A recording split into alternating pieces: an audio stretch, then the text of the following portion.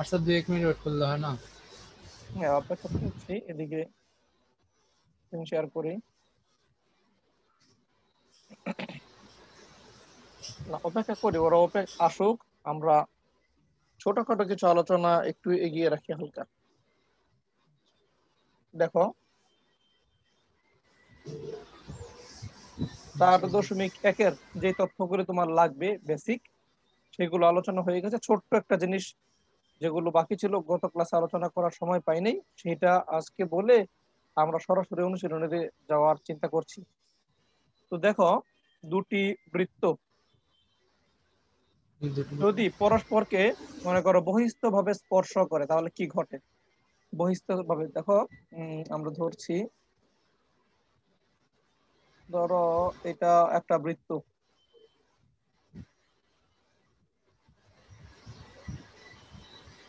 এটা বৃত্ত, ধরো এটার কেন্দ্র হলো, মনে করো তুমি C1, এই যে কেন্দ্র, এটা মনে করো C1।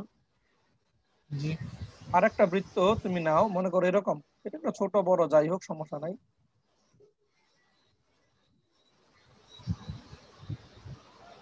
এই দুটি বৃত্ত দেখো পরস্পরকে বহিস্থ ভাবে স্পর্শ করেছে। দ্বিতীয় বৃত্তটার কেন্দ্র মনে করো তুমি C2, তাই না? আমরা ধরে নিচ্ছি দ্বিতীয় বৃত্তের কেন্দ্র হচ্ছে C2। সিকিউ। ওকে, এখন লক্ষ্য করো কেন্দ্র দুইটার দূরত্বটা কেমন হবে। দেখো, এই যে কেন্দ্র, এই দুইটার দূরত্ব আমরা নিতে চাই।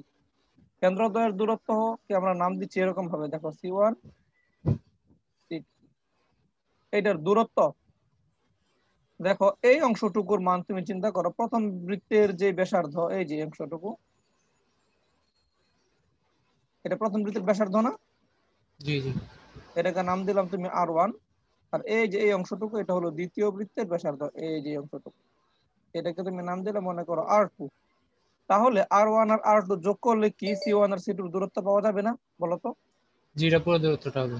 হ্যাঁ। মানে এক কেন্দ্র থেকে আরেক কেন্দ্র। হ্যাঁ, তাহলে আমরা বলবো যখন দুটি বৃত্ত পরস্পরকে বহিস্থভাবে স্পর্শ করে তখন কেন্দ্রদ্বয়ের দূরত্ব, এই দূরত্বটা হয় তাদের ব্যাসার্ধ দ্বয়ের যোগফলের সমান। বুঝেছো এই তথ্যটুকু? মানে কেন্দ্রদ্বয়ের দূরত্ব তাদের ব্যাসার্ধ। জি হ্যাঁ। স্যার, এটা তো বুঝছি। হ্যাঁ, কেন্দ্রদ্বয়ের দূরত্ব হবে তাদের তাদের ব্যাসার্ধের ব্যাসার্ধদের যোগফলের সমান। যোগফলের সমান। হুম। এরপর দেখো আরেকটা কেস, যদি বৃত্তদ্বয় পরস্পরকে অন্তঃস্থ ভাবে স্পর্শ করে। এটা দেখো এখানে দেখাচ্ছে চিত্র 2-এ। একটা বৃত্ত মনে করো এই রকমের,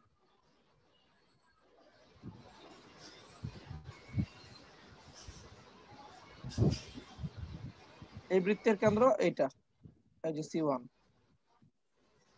জি। আরেকটা বৃত্ত তুমি মনে করো এই রকমের,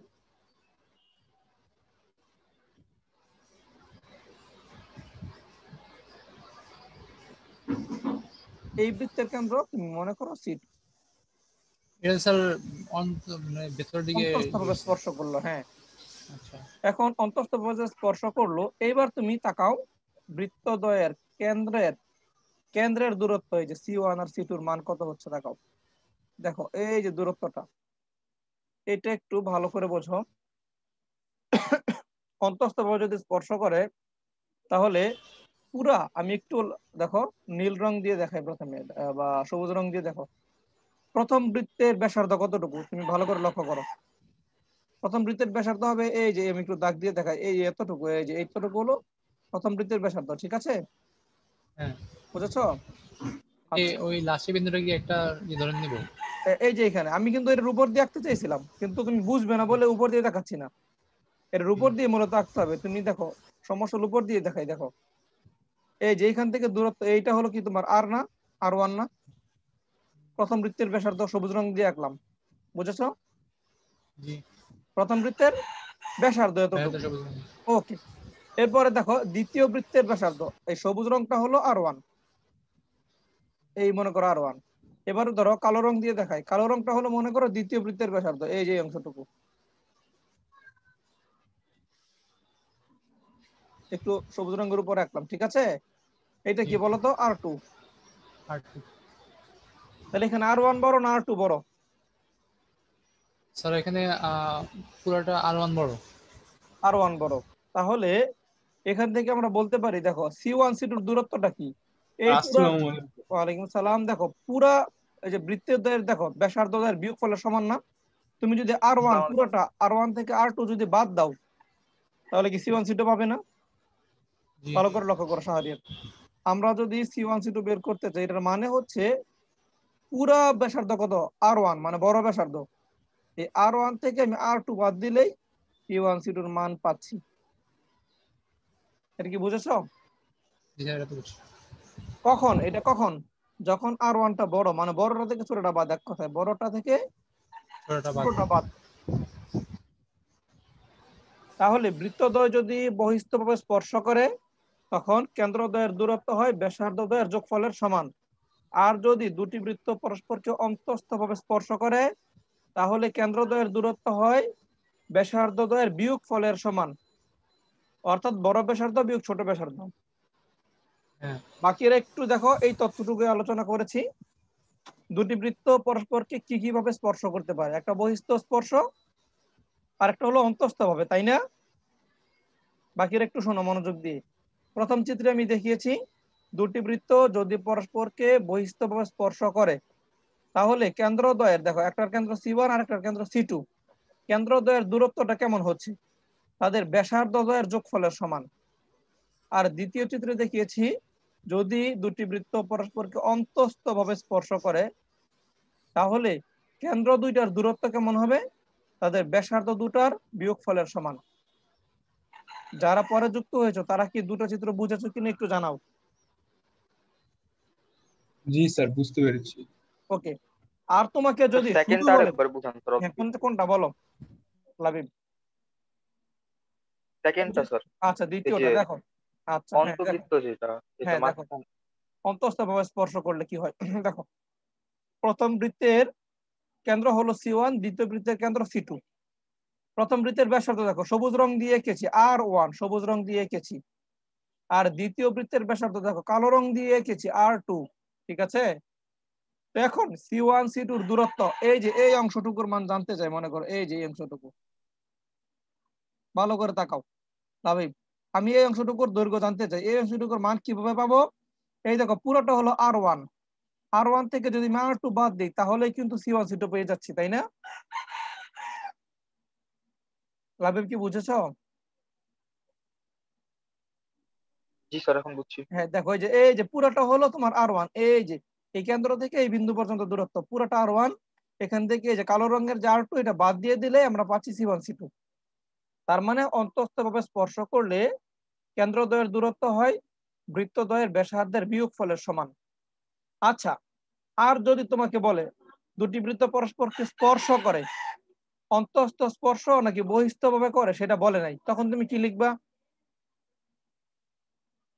অন্তঃস্থ বলে নাই, বহিস্থ বলে নাই, শুধু বলেছে দুটি বৃত্ত পরস্পরকে স্পর্শ করে, তখন কেন্দ্রদ্বয়ের দূরত্বটা কেমন হবে? তখন লিখবা C1 C2 equal to R1 plus minus R2। কারণ আমরা তো জানি না বহিস্থ নাকি অন্তঃস্থ, তাই না? তখন প্লাসও নেব মাইনাসও নেব। কথা কি ক্লিয়ার এই পর্যন্ত? জি স্যার, ক্লিয়ার। Okay fine. এবার আসো, যদি দুটি বৃত্ত পরস্পরকে ছেদ করে তখন কি ঘটবে? দেখো আমরা একটু নিচে এবার দুটো বৃত্ত নিয়ে কাজ করি। তো ছেদ করলে কি হবে? মনে করো এই যে একটা বৃত্ত,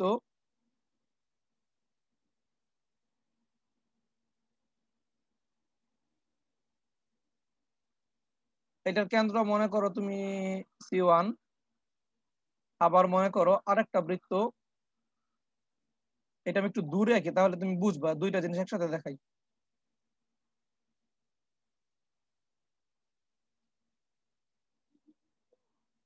এটার কেন্দ্র ধরো তুমি C2। আচ্ছা, বৃত্ত দুইটা পরস্পরকে তো এখনো স্পর্শ করে নাই, করেছে বলো তো? স্পর্শ করে নাই। যদি স্পর্শ না করে থাকে তাহলে কি ঘটবে? দেখো এই প্রয়োজন, দেখো দ্বিতীয় বৃত্তের ব্যাসার্ধ কত, এই যে এইটুকু, এটা হলো R2 মনে করো।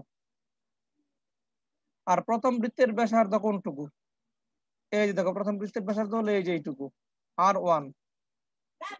ওকে, তাহলে এই ক্ষেত্রে বৃত্তের কেন্দ্রদ্বয়ের দূরত্বটা দেখো, আমি একটু সবুজ রং দিয়ে দেখাতে চাই।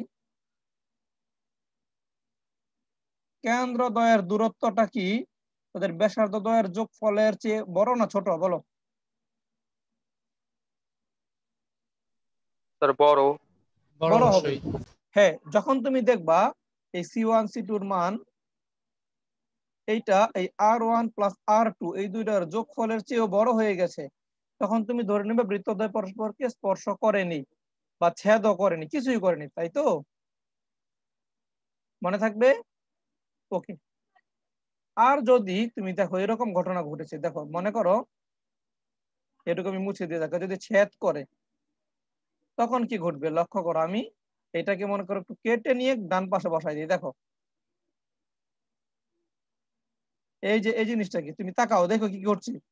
এই যে দেখো কেন্দ্রদ্বয়ের দূরত্বটা কিন্তু কমছে ধীরে ধীরে। যখন আমি এইখানে স্থাপন করে দিলাম, এবার কিন্তু কেন্দ্রদ্বয়ের দূরত্বটা কেমন হয়ে গেল বলো? ব্যাসার্ধদ্বয়ের যোগফলের সমান হয়ে গেল। এতক্ষণ ছিল কি জি। ব্যাসার্ধদ্বয়ের যোগফলের চেয়ে বড় ছিল। কেন্দ্রদ্বয়ের দূরত্ব দেখো তখন ব্যাসার্ধ দুইটার যোগফলের চেয়ে বড় ছিল। আমি দুইটা বৃত্ত কাছাকাছি আনাতে এই মুহূর্তে আছে কেন্দ্রদ্বয়ের দূরত্ব ব্যাসার্ধদ্বয়ের যোগফলের সমান, মানে C1 C2 এর মানটা কিন্তু কমতেছে, তাই না? R1 প্লাস R2 এর চেয়ে C1 C2 এর মানটা ধীরে ধীরে কমে সমান হয়ে গেল। আমি যদি এটাকে আরো চাপিয়ে দিই, যদি ছেদ করে ফেলে, দেখো যদি এইভাবে লিখি আমি যে দুটি বৃত্ত পরস্পরকে ছেদ করলো, তাহলে এবার তুমি দেখো দুটি বৃত্ত ছেদ করলে কি ঘটনা ঘটবে। এবার এই যে মনে করো এটা এই দিক দিয়ে আছে, মনে করো ছেদ করে গেল, এবার কি ঘটবে বলো? এবার কি R1 প্লাস R2 এর চেয়ে দূরত্বটা কমে যাবে না কেন্দ্রদ্বয়ের, তাই না? বুঝো নেই? দেখো তোমার কেন্দ্রদ্বয়ের দূরত্ব তো এই যে এইখান থেকে এই পর্যন্ত, কিন্তু দেখো R2 হইলো এই পর্যন্ত, R1 হইলো এই পর্যন্ত, তাহলে মাঝখানে যে একটা অংশ বাকি রইলো এটা তো তোমার C1 C2 এর মধ্যে একবার কাউন্ট হচ্ছে। কিন্তু তুমি যদি R1 প্লাস R2 করো এইখানে তো তোমার দুইবার কাউন্ট হচ্ছে। তার মানে R1 প্লাস R2 এর মানটা এবার বড় হবে C1 C2 এর চেয়ে। তোমরা কি বুঝেছো? জি স্যার। কনফিউশন থাকলে বলো। এতক্ষণ ছিল কি তোমার দেখো C1 C2 বড় ছিল, এরপর এটা কাছাকাছি আনার ফলে যখন শুধু স্পর্শ করেছে তখন C1 C2 আর R1 প্লাস R2 সমান হয়ে গেল। আর যখন আরো ভিতরে ঢুকে গেল তখন কি হলো? তখন C1 C2 এর মানটা R1 প্লাস R2 এর চেয়ে ছোট হয়ে গেল। এই ক্ষেত্রে C1 C2 is less than R1 plus R2 হবে। দেখো ক্লিয়ার কিনা?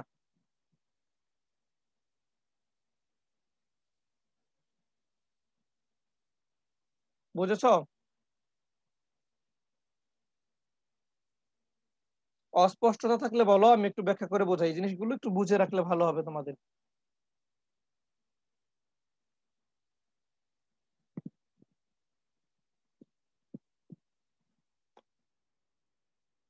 তোমাদের কি সমস্যা আছে কারো? বলো একটু আমাকে। না স্যার, এটা তো বেসিক। হ্যাঁ, এটা না যদি স্যার। বলতে থাকো। ওকে, আমরা তাহলে একটু পরে ছোট্ট একটা জিনিস দেখে ফেলি যেটা আগের চিত্রে ছিল। দেখো এখান থেকে দেখাতে পারি,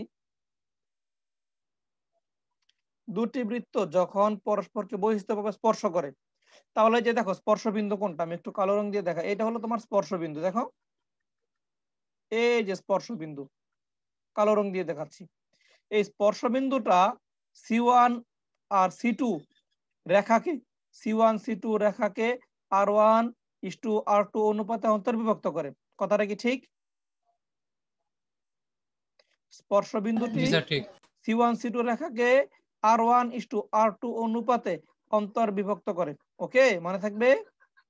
যখন অন্তঃস্থভাবে বহিস্থ স্পর্শ করে। আবার দেখো দ্বিতীয় চিত্রে যখন অন্তঃস্থ স্পর্শ করবে অন্তঃস্থভাবে, তখন দেখো স্পর্শবিন্দু কোনটা, তোমার স্পর্শবিন্দু আমি লাল রং দিয়ে দেখাই। এখানে দেখো এটা হলো স্পর্শবিন্দু, এই যে এটা হলো স্পর্শবিন্দু। তাহলে C1 C2 এর বর্ধিতাংশকে দেখো, C1 C2 এর বাইরে হয়ে গেল কি স্পর্শবিন্দু, তাই না? আর বাইরে যখন চলে যায় একটা বিন্দু তখন এটাকে আমরা কি বলি? বহির্বিভক্ত। বহির্বিভক্ত। তাহলে কি কি অনুপাতে? R1:R2 অনুপাতে। মনে আছে? প্রথমে নেই পুরোটার মান, তারপরে নেই বর্ধিতাংশের মান। পুরোটার মান কত? R1, আর বর্ধিত অংশের মান কত R2। মনে থাকবে, যখন দুটি বৃত্ত পরস্পরকে অন্তঃস্থ স্পর্শ করে তখন কেন্দ্রদ্বয়ের সংযোজক রেখাংশ স্পর্শ বিন্দুতে R1:R2 অনুপাতে বহির্বিভক্ত হয়। কথা কি বুঝেছ?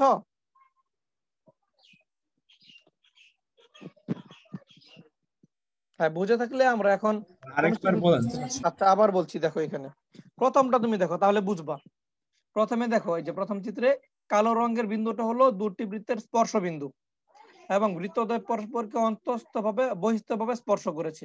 ওকে, এক্ষেত্রে আমরা বলতে পারি C1 ও C2 সংযোগ রেখা, C1 ও C2 সংযোগ রেখা এই যে স্পর্শ বিন্দুতে R1:R2 অনুপাতে অন্তর্বিভক্ত হয়েছে, কারণ স্পর্শ বিন্দুটা C1 C2 মাঝখানে অবস্থিত। মাঝখানে বলতে একদম মিডলে না, মানে এটার মধ্যে অবস্থিত। ক্লিয়ার?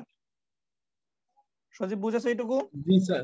দ্বিতীয়টা বোঝো, দেখো C1 C2 সংযোগ রেখার বর্ধিতাংশে কিন্তু আছে, বাইরে আছে স্পর্শ বিন্দুটা কিন্তু C1 C2 রেখার মাঝামাঝি কোনো জায়গায় অবস্থিত নয়। এই স্পর্শ বিন্দু লাল রঙের বিন্দুটা C1 C2 সংযোগ রেখাকে বাড়ালে তুমি লাল বিন্দুটা পাবা, তাই না? স্পর্শ বিন্দু। তাহলে এটাকে আমরা কি বলবো? বহির্বিভক্ত। ঠিক আছে, তাহলে কি অনুপাতে বহির্বিভক্ত করবে? R1:R2 অনুপাতে, কারণ সম্পূর্ণ মান হলো R1, বর্ধিত মান হলো R2। এই যেটা আমি এখানে দেখাই, তোমার মনে করো এবি রেখা, এই যে এরকম মনে করো এটা এবি রেখা, এই যে এবি রেখা। বহির্বিভক্তের ব্যাপারটা হলো এরকম, এবি রেখাকে সি বিন্দুটি, এই যে সি বিন্দুটি R1:R2 বা M1:M2 অনুপাতে বহির্বিভক্ত করে। কখন? যখন এটা বাইরে থাকে। দেখো এই যে সি বিন্দুটা বাইরে, মানে এবি কে তুমি যদি বর্ধিত করো তাহলে সি বিন্দু পাবে। তখন আমরা এই পুরা মানটাকে নেই, এই যে পুরা মানটাকে ধরি M1, সম্পূর্ণ মানটাকে, আর যেটুকু বাড়লো এই যে এইটুকুকে ধরি আমরা কত? M2। বোঝাতে পারলাম? জি স্যার, তাহলে বুঝতে এখানেও পেরেছি। একই ঘটনা ঘটেছে, একই জিনিস। এই যে সম্পূর্ণ মান হলো R1, এই দেখো C1 থেকে এই স্পর্শবিন্দু পর্যন্ত দূরত্ব হলো R1, আর C2 থেকে মানে বর্ধিতাংশ এটা হলো R2। তাহলে সম্পূর্ণ মান আগে লিখতে হয়, বর্ধিতাংশ পরে লিখতে হয়। ওকে, তাহলে এটা যদি ক্লিয়ার হয় তোমরা একটু বই বের করো, অনুশীলনীতে চলে যাব আমি এখন। কয়জন আছো আজকে ক্লাসে? তৌহিদ তো মনে যুক্ত হতে পারেনি। স্যার 3 জন আমরা। হ্যাঁ, তৌহিদ মনে যুক্ত হতে পারেনি আজকে। ওকে, তো সবাই একটু বই বের করো। দেখো প্রথমে যে অঙ্কগুলো আছে এসইও আহমেদ স্যারের বইয়ে, ওগুলো খুব সিম্পল। আমি তোমাদের ওই যে শাহের যে ছবি পাঠিয়েছিল ওখান থেকে দেখে নিচ্ছি।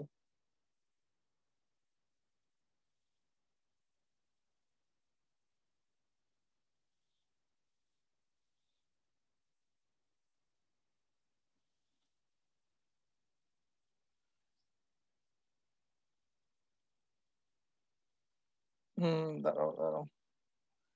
এই তোমাদের কি সপ্তাহে 6 দিনই ক্লাস চলবে? সিটি কলেজ, তারপরে ডন্ডরডেমে? নটরডেমে 5 দিন স্যার, শনিবার বন্ধ, শুক্র শনি বন্ধ। হ্যাঁ, আচ্ছা স্যার আচ্ছা। সিটি কলেজে 6 দিন। ও, রুফে এখন থেকে আবার অনলাইন ক্লাসগুলো 5 দিন করেছে। মাঝখানে অনলাইন ক্লাস আমরা 6 দিন নিতাম, এখন শনিবার অফ স্যার দিয়ে এখন তো দিচ্ছে। আবার স্যার ওই যে একটা সাবজেক্ট বাড়ায় দিচ্ছে, মানে একটা পিরিয়ড বাড়ায় দিচ্ছে। হ্যাঁ হ্যাঁ, ক্লাস 4টা হবে, তাই না? ক্লাস 4টা হবে। ওকে, দেখো এক্সারসাইজ 4.1 এ আমরা আছি। লিখো সবাই।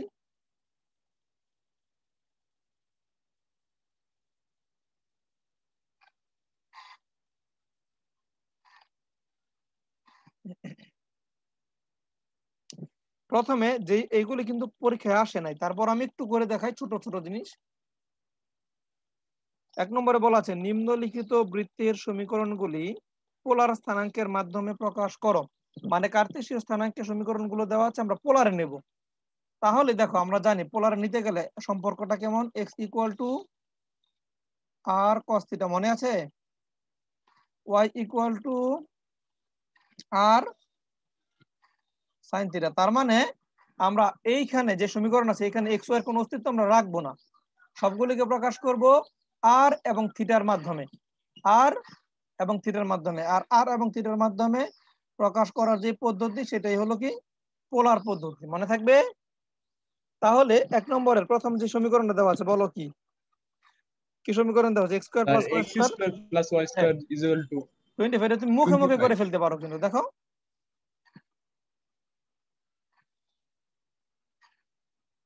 দেখো লাবিব, শাহরিয়ার, সজীব, তুমি x এর মান বসালে মনে করো r square cos square theta, তাই না? y এর মান বসালা y স্কয়ার, তার মানে r square sin square theta, মান বসালে r স্কয়ার কমন নিয়ে নাও। এই যেটা আমি একবার r স্কয়ার কমন নিয়ে নিলাম, তাহলে তোমার থাকবে এরকম sin square theta plus cos square theta equal to, তাই না? আশা করি এগুলো বুঝেছো। তাহলে r স্কয়ারের মান হবে 25 এবং r এর মান আসবে তোমার 5। এটাই হলো পোলার সমীকরণ প্রদত্ত বৃত্তের, মনে থাকবে। যেমন ধরো তোমার এটা তো একের এক গেল, 2 নম্বরে দেখো কি আছে, কি বলেছে 2 নম্বরে? x square plus y square minus PDF ax একটু ইকুয়াল টু দেখান 0। স্যার। বলো কোনটা? স্যার পিডিএফ একটু দেখান স্যার। না পিডিএফ না, এটা আমি তোমাদের ওই যে বইয়ের ছবি থেকে করছি, এটা আমার মোবাইলে আছে, আসলে ল্যাপটপে নেওয়া হয় না ছবিগুলো। ও তোমাদের তোমার এসএম এর বইটা নাই হাতে, এটা হলো সমস্যা। আচ্ছা আমি দেখাই, প্রশ্নটা আছে লিখে তো দেখাই। স্যার, আছে স্যার। হ্যাঁ তাহলে বইটা বের করো, দেখো আমি বই থেকে দেখছি, ওই যে শাহরের ছবি দিয়েছিল গ্রুপে। x square plus y square minus ax, এটা একটা বৃত্তের সমীকরণ, এটাকে পোলার সমীকরণ নিতে হবে। তাহলে x এর মান বসাও। এক কথায় আমি এত এত জটিলতা যাই না, এই যে এইটুকের মান দেখো, এই যে x square plus y square ছিল, এই যে বাম পক্ষে এইটুকের মান তুমি কি পাইছো ফাইনালি? আর স্কয়ার। এইটাও একই কেস, তুমি x এর মান বসাবা, R square cos square theta plus y এর মান R square sin square theta, R square common নিবা, sin স্কয়ার cos স্কয়ার মান 1 হয়ে যাবে, তাই না? শেষ পর্যন্ত আমরা এখানে এইটুকুর মান পাবো আর স্কয়ার মাইনাস এ থাকবে x এর মান কত? আর cos থিটা ইকুয়াল টু 0। বুঝেছো? জি স্যার। এবার তুমি যদি এই a আর cos থিটাকে ডান পাশে পাঠিয়ে দাও তাহলে কি পাও? R square equal to A R cos theta. তুমি উভয় পক্ষকে আর দ্বারা ভাগ করে দাও, R equal to A cos theta. একের 2 যেমন একের 3 ঠিক তেমনই এখানে শুধু x এর জায়গায় by লেখা আছে, তাহলে উত্তরটা আসবে তোমার b sin থিটা দ্বারা, R equal to b sin theta. আশা করি 1 নম্বরের এই প্রশ্নগুলো করতে পারবে, তাই না? সমস্যা হবে? পারবো স্যার। 2 নম্বর প্রশ্নটা পড়ো, 2 এর এ নিজেরা পড়ো, পরে বলবা আমার করতে হবে কিনা। একটি বৃত্তের সমীকরণ নির্ণয় করো যার কেন্দ্র 3 - 2 ব্যাসার্ধ 6। এটা কি বের করতে পারবা কিনা বৃত্তের সমীকরণ?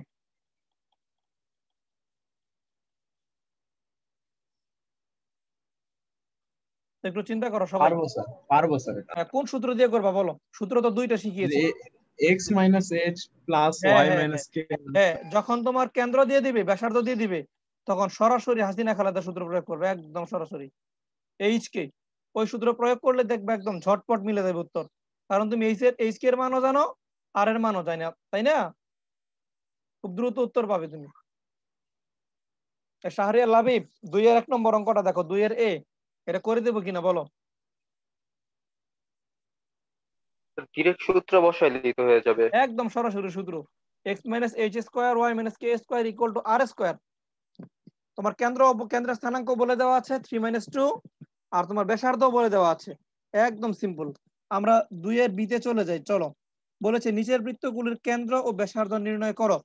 কেন্দ্র ও ব্যাসার্ধ চেলে এটাকে তুমি প্রথমে আদর্শ সমীকরণে নিয়ে যাবে, ওই যে 2gx 2fy এই সূত্রে, ওখান থেকে তুমি কম্পেয়ার করে বলবা। দেখো 2 এর বি, বি এর মধ্যে আবার 1 নম্বরটা দেখছি আমরা এখন, মনে করো 1 নম্বরটা x square plus y square minus 8x, দেখো প্লাস y স্কয়ার না, সহগ কিন্তু সমান হতে হবে, minus 8x plus 6y plus 9 equal to 0, plus 9। ওকে, তো দেখো আমরা এটাকে সরাসরি সূত্রের মাধ্যমে লিখি, x square plus y square plus 2gx plus 2, জি হবে তাহলে -4 x plus 2 fy 3y plus 9 equal to 0। এবার বলো তুমি এখানে জি কোন জি এর মান কত হবে? জি এর মান কত? আর -4 -4। আর এফ এর মান কিন্তু কত বলো? +3 +3। তাহলে তোমার কেন্দ্র তুমি কত জানো? -জি -f। কেন্দ্রের স্থানাঙ্ক কত হলো? -জি -f। তাহলে জি এর মান তো -4, তাহলে সামনে আবার একটা মাইনাস দিবা, কেন্দ্র হয়ে যাবে তাহলে তোমার +4। ঠিক আছে। আর আরেকটা মান কত হবে? -3। বোঝাতে পারছি আমি? এটা হলো তোমার কেন্দ্র, সেন্টার, সি লিখলাম। আর ব্যাসার্ধ কত? এই যে আর এর মান R equal to √g² plus f² minus C. G কত? 4 -4, এটাকে স্কোয়ার করলে 16, g² প্লাস f² মানে 9 মাইনাস সি, সি হলো 9, বাদ দাও। এবার দেখো ক্যালকুলেট করলে কত পাবো তুমি? 4। ব্যাসার্ধ পেয়ে গেছো?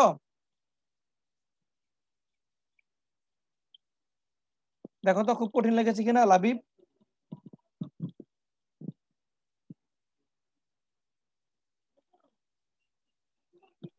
না স্যার। আমরা এইভাবে সংক্ষেপে করে ফেলবো, একদম ঝটপট, ঝামেলায় যাব না। সি নম্বর দেখো, 2 এর সি। হ্যাঁ, কে এর কোন মানের জন্য এত সমীকরণটি একটি বৃত্ত নির্দেশ করে? দেখো আমরা 2 এর সি নম্বর অঙ্ক করছি। বৃত্তের তুমি বেসিক বুঝলে, আসলে অঙ্কগুলো সহজ।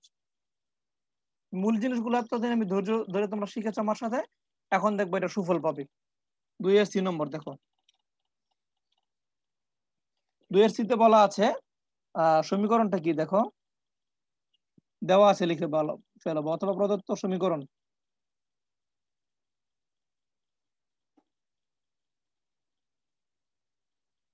আচ্ছা, তাহমিদ অনেকদিন ধরে ক্লাসে আসে না, ওর কি সমস্যা কেউ জানো?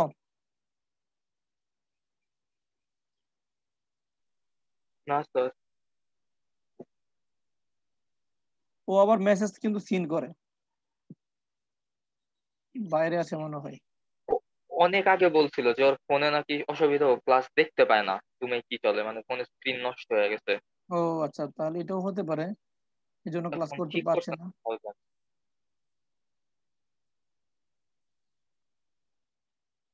আচ্ছা দেখো, এইটা তোমার দেওয়া আছে এই সমীকরণটা, তাই না? এটাকে মনে করো আমরা 1 নং সমীকরণ হিসেবে চিহ্নিত করি। এটাকে তুমি প্রথমে স্ট্যান্ডার্ড ফর্মে নিয়ে যাও, মানে আদর্শ সমীকরণে নিয়ে যাও। কিভাবে করবো আমরা একটু চিন্তা করো। এখানে সূত্র প্রয়োগ করো, a plus B plus C whole square. প্রথমে হবে a² plus b² plus c², লিখে ফেলি, চলো লিখলাম a² plus b² plus c², ওকে, প্লাস 2ab। 2ab করলে দেখো এ হলো প্লাসের, বি হলো মাইনাসের, তাহলে ফাইনালি হবে -2xy, তাই না? আবার প্লাস 2bc, তার মানে -6y, বুঝতে পারছো? প্লাস 2ca মানে +6x। এটার সূত্র আমরা ভেঙে ফেলাম, এটা কিউব না, এটা ভুল লিখছি মনে হয়, এটা স্কোয়ার হবে আর কি। এটা কিউব জি না, স্যার, স্কোয়ার হবে। স্কয়ার। হ্যাঁ, এরপরে তুমি এখানে গুণ করো, কে দিয়ে, কে এক্স দিয়ে ওয়াই রে গুণ করো, K X Y minus K X plus 2y minus 2 equal to 0। এবার তুমি এটাকে সাজাও, x² y² এর পদগুলোকে পাশাপাশি লিখো। এরপরে তুমি কি করবা, xy সম্বলিত যে পদগুলো আছে সেইগুলোকে তুমি পাশাপাশি লিখে ফেলো। xy সম্বলিত পদ কি কি আছে তাকাও এখানে, আমি একটু আন্ডারলাইন করে দিই। এই যে দেখো, এখানে xy আছে, এখানে xy আছে, আর কোথাও নাই। তাহলে আমরা যদি দুইটা পদ থেকে xy একবারে কমন রাখি, তাহলে কি থাকবে এখানে, k - 2 × xy। ওকে, কমপ্লিট। এরপরে লিখো x এর যতগুলি পদ আছে একসাথে লিখো। x এর পদগুলো দেখো, আপার লাইন করি, উপরের লাইন, এই যে x এখানে আছে, x এখানে আছে, আর কোথাও দেখো আছে কিনা, আর কোথাও দেখতে পাচ্ছি না, তাহলে এখান থেকে তুমি এক্সটা কমন নিয়ে নাও। ওকে, তুমি প্লাসই মনে করো কমন নিলা। যদি তুমি প্লাস কমন নাও, তাহলে এখানে হবে +6 - k × x। ওকে, এরপরে তুমি y এর পদগুলো নিয়ে কাজ করো, -6y প্লাস 2y, কত হবে এখানে ফাইনালি? -4y। এরপর ধ্রুবক কি রইলো 9 বিয়োগ 2, তাহলে এখানে তোমার হচ্ছে 7। আরো কি কিছু আছে? আমরা 7ই লিখে ফেলি। মনে করো আমরা এটাকে আদর্শ রূপে নিয়ে গেলাম। এখন বৃত্তের সমীকরণের বৈশিষ্ট্য থেকে আমরা জানি এক্স স্কোয়ার ওয়াই স্কোয়ারের সহগ সমান হতে হয়, তাই না? যদি থাকে 2x স্কোয়ার তাহলে 2y স্কোয়ার থাকা লাগবে, 5x স্কোয়ার থাকলে 5y স্কোয়ার থাকা লাগবে, তাই না? এবং xy গুণাকারে কোনো পদে থাকবে না, তাই না? এটা আমরা জানি তো। তাহলে এখন লিখো 1 নং সমীকরণটি 1 নং একটি বৃত্ত নির্দেশ করবে। 1 নং একটি বৃত্ত নির্দেশ করবে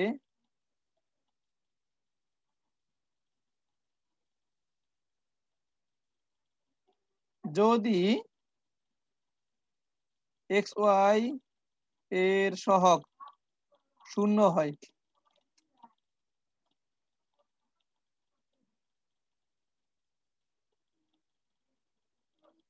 তার মানে xy এর সহগ কত আছে তুমি দেখো k-2, অর্থাৎ k-2 = 0 হবে। এখান থেকে আমরা k এর মান পাচ্ছি দেখো 2। এটাই উত্তর। k এর মান 2 বসালে এই 1 নং সমীকরণ একটা বৃত্ত নির্দেশ করবে। দেখো বুঝেছো কিনা? সমস্যা থাকলে জানাও।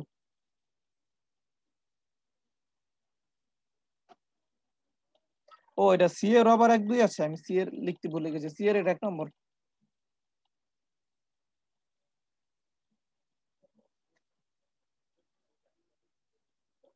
ওকে, এটা যদি বুঝে থাকো আমরা এখানে আর থাকছি না, আমরা 3-এ চলে যেতে চাই একটু। 3 নম্বরে বলেছে 3-এর 1-এ এরূপ দুইটি বৃত্তের সমীকরণ নির্ণয় করো যা উভয় অক্ষকে স্পর্শ করে এবং 1 8 বিন্দু দিয়ে যায়। উভয় অক্ষকে স্পর্শ করবে এবং 1 8 বিন্দু দিয়ে গমন করবে। তাহলে এই তথ্যটুকু একটু রিমাইন্ডার দিই তোমাদের আমি উপর থেকে। দেখো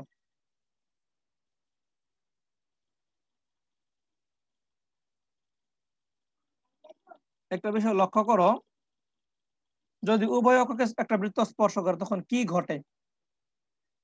দেখো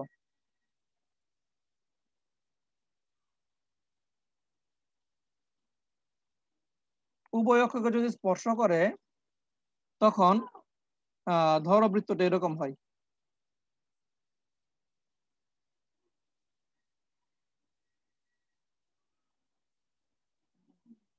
মনে করো উভয় অক্ষকে স্পর্শ করলো, তাই না? এটা ধরো বৃত্তের কেন্দ্র। তাকাও ভালো করে, এই কেন্দ্রটাকে নাম দিলাম মনে করো এইচ কমা কে বিন্দু।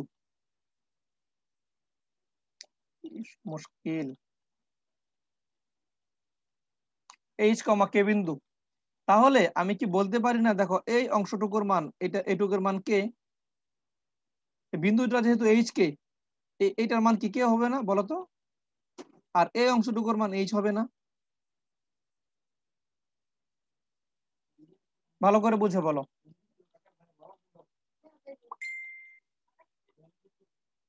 সবাই একটু তাকাও। বা এই যে এইটুকুই কিন্তু আমার আসলে এইচ, এই যে এই অংশটুকু, এই যে এইটাই কিন্তু এইচ। তার মানে এইটুকু এইচ আর এইটুকু আমার কে, যেহেতু এটা এইচ কে বিন্দু হয়। ঠিক আছে, সবাই কি বুঝেছো এইটুকু? তোমরা একটু জি জানাও স্যার, বুঝতে বুঝতেছো পারছি। কিনা। হ্যাঁ, তাহলে একটা বৃত্ত যখন উভয় অক্ষকে স্পর্শ করে আমরা বলতে পারি, দেখো এইচ আর কে যদি কেন্দ্র হয়, দেখো তাহলে এইটুকুও কিন্তু ব্যাসার্ধ, এইটুকুও ব্যাসার্ধ, এটাও ব্যাসার্ধ। তার মানে তোমার কে এর মানটাও হবে ব্যাসার্ধের সমান, এইচ এর মানটাও হবে ব্যাসার্ধের সমান। ঠিক আছে, তার মানে এখানে আর আর হয়ে যাবে, এইচ আর কে থাকবে না, দুইটাই তো সমান। বুঝতে পারছি? যখন তুমি কেন্দ্র নিবে মনে করো 2 2, কেন্দ্র নিবে 3 3 4 4, এরকম বিন্দুগুলো যখন কেন্দ্র থাকবে তখন তুমি মনে করবা এটা উভয় অক্ষকে স্পর্শ করতে পারে। কথা ঠিক আছে? আর যদি শুধু এক্স অক্ষকে স্পর্শ করতো তাহলে আমরা এই যে কে এর মানটা হয়তো আর এর সমান, অর্থাৎ কেন্দ্রের কোটি হয়তো আর এর সমান। আর যদি শুধু ওয়াই অক্ষকে স্পর্শ করতো তাহলে কেন্দ্রের ভুজ, এই যে এইচ এর মান, এইটা হয়তো আমার আর এর সমান, ব্যাসার্ধের সমান। এই পর্যন্ত কি কারো অস্পষ্টতা আছে তোমাদের? না স্যার। ঠিক আছে। তাহলে এইটুকু আমি ক্লিয়ার করতে পারলে আমি অঙ্কে চলে যাই, এইটুকু পারবা এখন। তা তুমি শুরুতেই ধরে নিবা, মনে করি কেন্দ্রটা কত, কেন্দ্র কিন্তু আমাদের এখানে কি বলে দিয়েছে প্রশ্নে, দেখো ব্যাসার্ধটা শুধু বলে নাই, তাই না? দেখো 3-1 উভয় অক্ষকে স্পর্শ করে এবং এত বিন্দু দিয়ে যায়, 18 বিন্দু দিয়ে যায়। তাহলে লিখো 3-1। প্রথমে আমরা লিখবো, মনে করি বৃত্তটির সমীকরণ।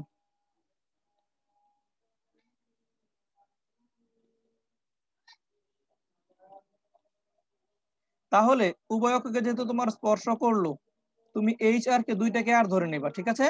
দুইটাই ব্যাসার্ধের সমান হবে, x minus r whole square plus y minus r whole square equal to, অথবা তুমি লিখে নিতে পারো, মনে করি আর ব্যাসার্ধ বিশিষ্ট, এটাও লিখে নিতে পারো, তাহলে আরো ভালো হয়, আর ব্যাসার্ধ বিশিষ্ট বৃত্তটির সমীকরণ এরকম। তোমার এখানে শুধু আর এর মানটা বের করার বাকি। এবার লিখো 1 নং বৃত্ত 18 বিন্দুগামী,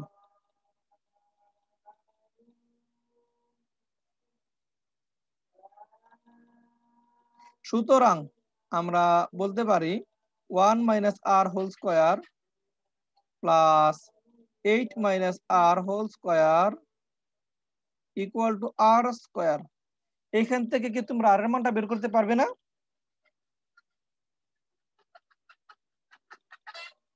আর এর দুইটা মান আসবে, এই দুইটা মান এক নঙ্গে বসালে তুমি দুটো সমীকরণ পাবে, ঠিক আছে? পারবে না? পারবো স্যার। করে নিও, বাকিটা আমি আর করছি না। দুইটা কেন বৃত্ত আসতে পারে তোমরা কি এটা বুঝতে পারছো? দুইটা কেন হবে সমীকরণ? কারণ তুমি এরকম এই শর্তটা ফুলফিল করে দুইটা বৃত্ত, তুমি দেখো উভয় অক্ষকে স্পর্শ করে, এমন হইতে পারে না বৃত্তটা এরকম আছে, এই যে এরকম, দেখো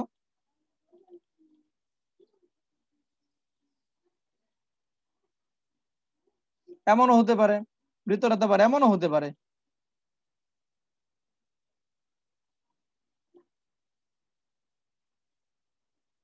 ঠিক আছে? আবার দেখো দুইটাই 18 বিন্দু দিয়ে যাবে, 18 বিন্দুটা তুমি একে বসাই দেখো, বৃত্তের সমীকরণটা বললে পেয়ে তুমি ইয়ে করে নিও, যে কেন্দ্রটা বের করে নিও, তাহলে তুমি চিত্র দুইটা পেয়ে যাবা, দেখবো বুঝবা সহজে যে কি কি হতে পারে এখানে। আর এর মান দুইটা বলে কেন্দ্রও তোমার দুইটা হবে, ঠিক আছে? এটা করে নিবা। এরপরে দেখো সি এর মধ্যে 3-2 নম্বর কি বলেছে, উভয় অক্ষকে স্পর্শ করে এত বিন্দু দিয়ে অতিক্রম করে, কমপ্লিট। তুমি সবসময় মনে রাখবা, যখন উভয় অক্ষকে স্পর্শ করবে তখন তোমার কেন্দ্র বলার আর দরকার নাই, কারণ কি কেন্দ্রটা তো তোমার ব্যাসার্ধ দিয়ে প্রকাশ হয়ে যাচ্ছে আর এর মান, তাহলে তোমার বাকি থাকবে একটা প্যারামিটার বের করা, সেটা কি আর। তাহলে আর এর মান বের করার জন্য ওরা তোমাকে বাড়তি একটা তথ্য দিয়ে দিবে শুধু, যেমন 3-1 বলেছে এটা একটা বিন্দু দিয়ে গমন করবে, সেটা 18, আর 18 বিন্দু দিয়ে গমন করলে তুমি আর এর মানটা পেয়ে যাবা। বুঝতে পারছি? যখন তোমার সমীকরণে দুইটা জিনিস অজানা থাকবে, এই দুইটা অজানা রাশির মান বের করার জন্য দুইটা তথ্য দিবে, তিনটা জিনিস অজানা থাকলে তিনটা তথ্য দিবে, মনে থাকবে এই তথ্যগুলা। এই কথাগুলি বুঝে তুমি কৌশলটা অবলম্বন করবা নিজের মতো করে। 3-2 পারবো আমরা। এরপরে দেখো 3 নম্বর কি বলেছে, উভয় অক্ষকে স্পর্শ করে এবং এমন একটি বৃত্তের সমীকরণ নির্ণয় করো যার কেন্দ্র x+2y-6 রেখার উপর অবস্থিত। এটা কিভাবে করবা একটু আইডিয়া দাও তো ছেলেরা, কিভাবে করা উচিত এটা? আমি পুরোটা করছি না। 3 তুমি প্রথমে সমীকরণে লিখবা, যেহেতু উভয় অক্ষকে স্পর্শ করে, তুমি ধরবা আর ব্যাসার্ধ বিশিষ্ট উভয় অক্ষকে স্পর্শকারী বৃত্তের সমীকরণ, আর ব্যাসার্ধ বিশিষ্ট উভয় অক্ষকে স্পর্শকারী বৃত্তের সমীকরণ।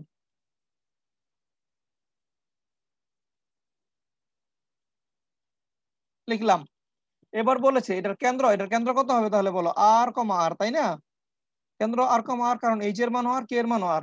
তাহলে এই বিন্দুটি কোন বৃত্তের সংখ্যারেখার উপর থাকবে? রেখার উপরে x + 2y = 6। এই যে দেখো,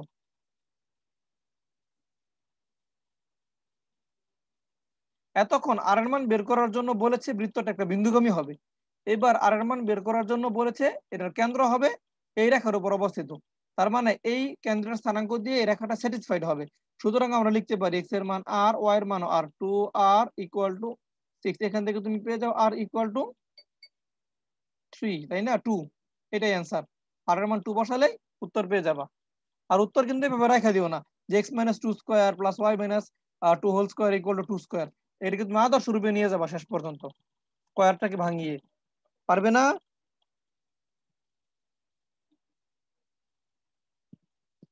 ঠিক আছে। আচ্ছা, আরেকবার বুঝেন তো স্যার হ্যাঁ, অঙ্কটা। কোন অঙ্কটা? এটা 3 এর 3। জি স্যার, এটাই। আচ্ছা, তোমাকে প্রথমে বলেছে উভয় অক্ষকে স্পর্শ করবে। তাহলে উভয় অক্ষকে স্পর্শকারী আর ব্যাসার্ধ বিশিষ্ট বৃত্তের সমীকরণ আমরা ধরে নিলাম এরকম। উভয় অক্ষকে স্পর্শ করলে তুমি প্রথমে মাথায় নিয়ে নিবা যেখানে এইচ এবং কে এই কেন্দ্রদ্বয়ের স্থানাঙ্ক দুইটাই হবে আর সমান, ভুজ এবং কোটি। ঠিক আছে। তাহলে আমরা লিখলাম h - x - r y - r whole square = r square. এখন তোমাকে বলেছে এই বৃত্তের যে কেন্দ্র হবে, কেন্দ্রটা কত বলো? r, r। এই কেন্দ্রটা x + 2y + 6 এই রেখার উপর অবস্থান করবে। মানে এই বৃত্তের কেন্দ্রটা এই রেখাটার উপরেই আছে। ঠিক আছে। তার মানে এর কেন্দ্র দিয়ে এটাকে স্যাটিসফাইড করবে। তাহলে কেন্দ্র কত তুমি জানো, এখানে হবে r, r। এখানে মান বসাও, x এর মান r, y এর মান r। তুমি r এর মান পাচ্ছ ফাইনালি 2। তাহলে 2টা এখানে বসিয়ে দাও, সমীকরণ হয়ে গেল। অস্পষ্টতা থাকলে আবারও বলো। না স্যার, এবার বুঝতে পেরেছি। হ্যাঁ, এরপরে তুমি দেখো, আমি 4-এর 1 নম্বরটা বলছি না এখন, এটা পরে করো, যেটা তুমি পারবা। আমি দেখিয়েছি, দেখো 4-এর 2-এ প্রমাণ করো এত ও এত বিন্দু দুটির সংযোগ রেখাকে ব্যাস ধরে অঙ্কিত বৃত্তের সমীকরণ এইটা। তো দুটি বিন্দু থাকলে দুটি বিন্দুকে তুমি যখন ব্যাস ধরবা, মনে আছে সমীকরণটা কেমন হয়? মনে করে দেখো, x - x1 * x - x2 মনে করে দেখো, শিখিয়েছিলাম, plus y - y1 y - y2 মনে আছে, = 0।